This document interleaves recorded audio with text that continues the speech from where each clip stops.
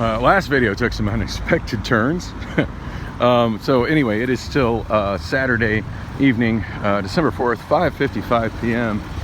I gotta love December, where it's like dark well, honestly, most places it gets dark earlier, so I can't really say anything, but yeah, it's not even 6 o'clock yet, and it is pretty dark out here. I see a hint of the sun on the horizon, so compliments of massive headache. I pretty much lost my Saturday, which sucks. Not that I had any kind of real plans for today. I had a couple things I was thinking of doing. I was thinking about going to Bullock's to put my computer together and work on my computer. Yeah, that didn't work out. And it's too late to even consider doing that now. And the other thing I was thinking about doing was going to my friend Bobby's. And I don't know if I've mentioned Bobby in my vlogs whatsoever. He was another juicer when I was a juicer for Lime.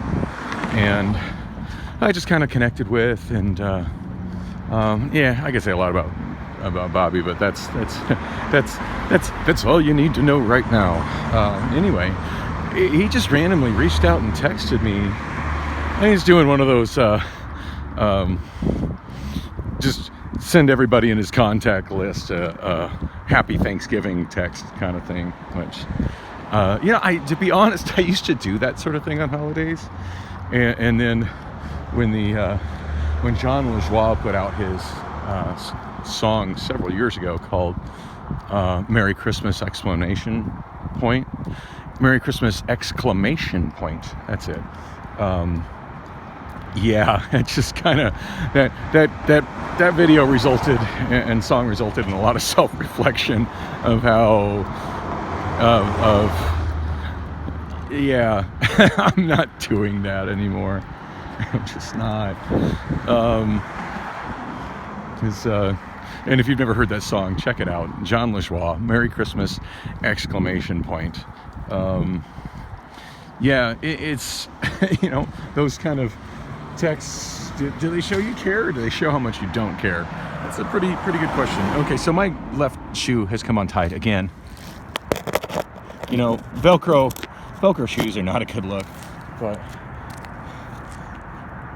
51 years on this planet, and I still haven't seemed to figure out how to tie shoes so they stay tied.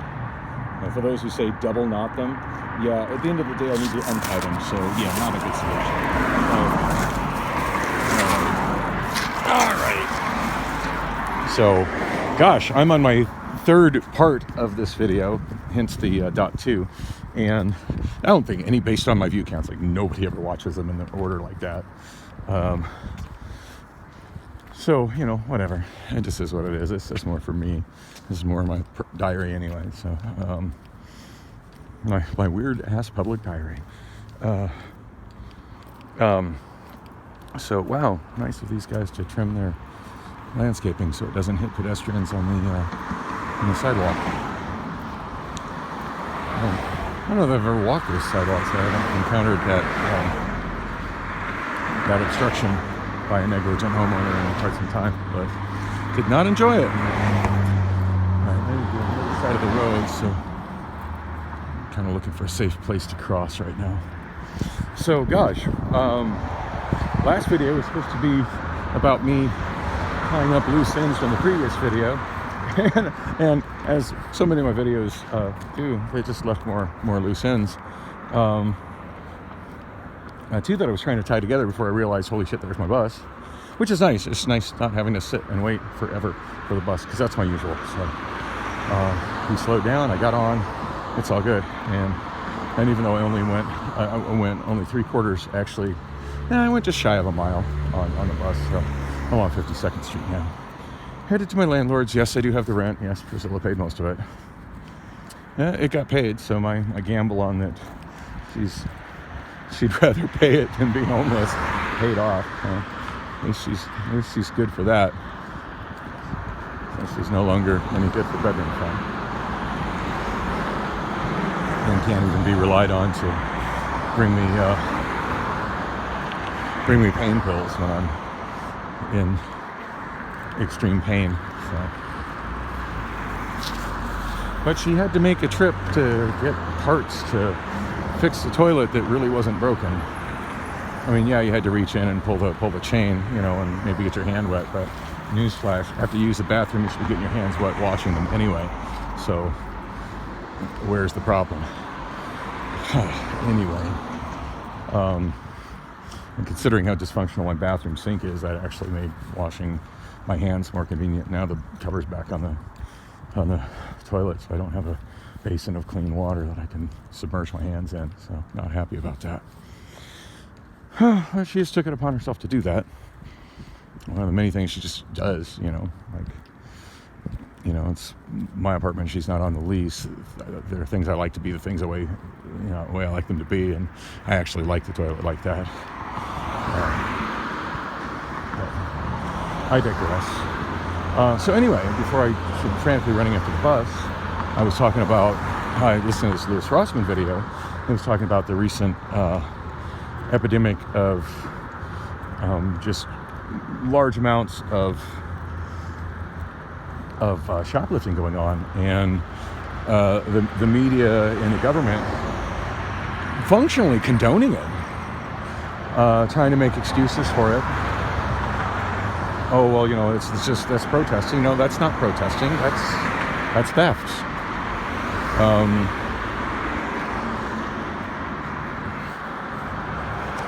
Anyway, so what he said, he was kind of talking about a lot of the hypocrisy of the different articles on it, and he was reading several articles.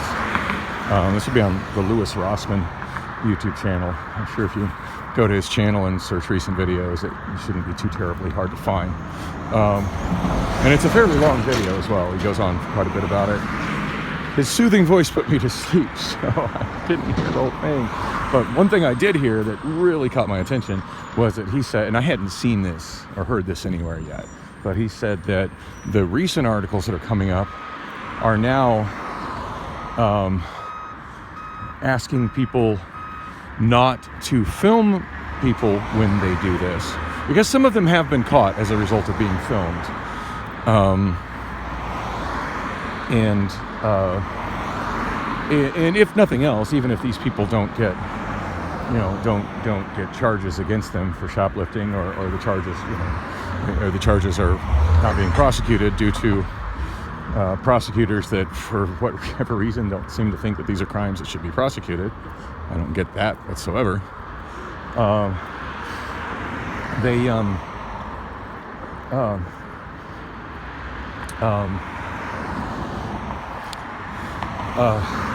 Sorry, train of thought just derailed. At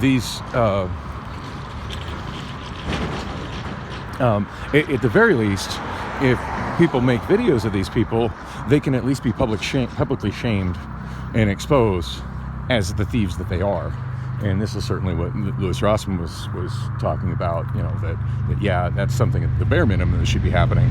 If you're committing those kinds of despicable acts in public, it deserves to be exposed. Other people need to know that you're a thief. So he's saying the new articles and new advice is to not film them, because it could potentially escalate the situation and leave you susceptible to violence. Not filming these people, if anything, just emboldens them to do it more. And I'm just kind of echoing Louis Rossmann's take on it, but I mean, I agree completely. He was also talking about how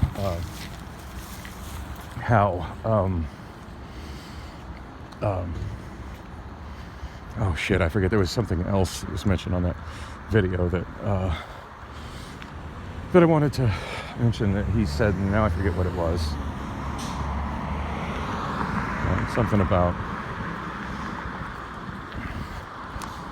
oh, now I can't remember. Oh, no, and he was also talking about how, one of the things that's being said is kind of an excuse for, well, it's okay, it's property, it's just stuff, it's not people. Like somehow the retaliation for like George Floyd or some of the other people that have been hurt or shot, due to police violence. Well, that's more of a heinous crime, because that's a person. So it doesn't matter. And besides, there's insurance. And one thing that Lewis went off on, which I thought was a very, very valid point that I think some people are overlooking, is that it's just that not every business is in the same place financially. And not every business is in the same place financially. And that insurance companies don't just happily just give away money when an incident like that happens.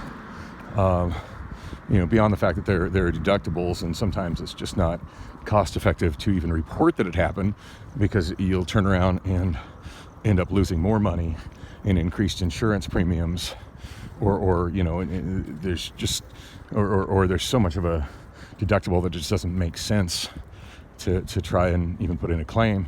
But when a business does put in a claim, the first thing that the insurance company does is try to figure out a way to deny the claim. It's generally what insurance companies do. Not fond of insurance companies. And he said, yeah, it's easy for somebody that owns a company that has like $10 million to say, well, it's these people are, to make a public statement about, all these people are just they're downtrodden and there's insurance, so it'll be okay. A normal business owner who is not wealthy, that could collapse the business. And many businesses, small businesses that have been looted in the last year and a half, that was the end of the business. That was, they were already suffering from government restrictions and being told that the business that was essential to their livelihood was an unessential business. And then now they get looted, and the insurance company doesn't want to pay out, and they don't have the means to hire lawyers to take on the insurance companies. So their whole livelihood is destroyed. And suddenly that is people. Yeah, it's property, but it's people. And did that person, get killed like George Floyd did? No, but that person was an upstanding member of society that was running a business that was beneficial to his community, as opposed to George Floyd, who was trying to spend counterfeit cash and was high on drugs and apparently wasn't doing anything remotely beneficial to his community. Not that I'm saying that what happened to George Floyd was right. Of course it was not right. It's tragic and it's horrible, and I'm glad Derek Chauvin got the punishment that he did. He certainly earned it.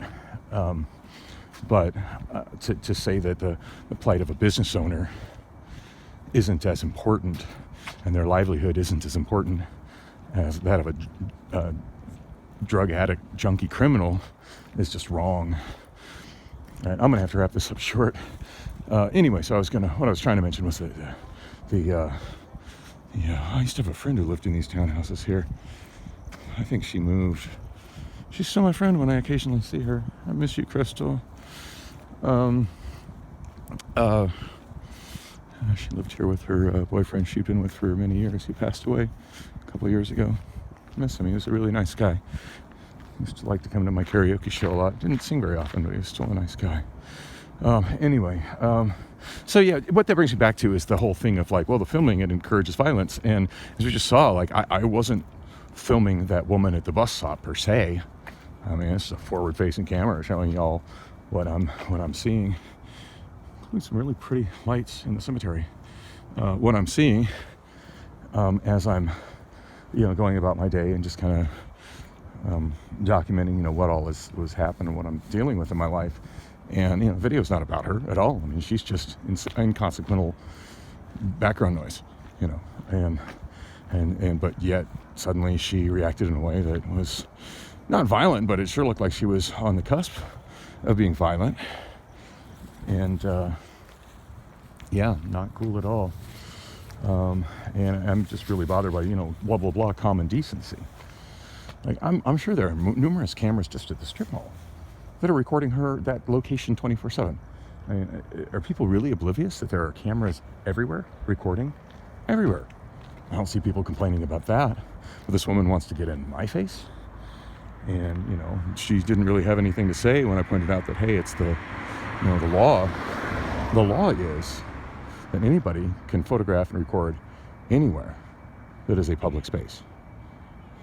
Bus stop certainly meets that qualification. So, I mean, she didn't have a leg to stand on. As far as common decency to me would be not loitering at the bus stop, because when the bus got to that stop, she did not get on. So I don't think she's in a position to be talking about what is commonly decent. Anyway, I'm at my landlord's. I gotta go pay my rent. And maybe in the next video I will cover what all went down Tuesday night, which I've been alluding to in so many videos. That has me super frustrated with Priscilla, that I actually was, I don't know, I thought we were past it last night, but as it turns out we weren't. Anyway, I really want to get that off my chest, so that'll hopefully be in the next video. Thanks for watching.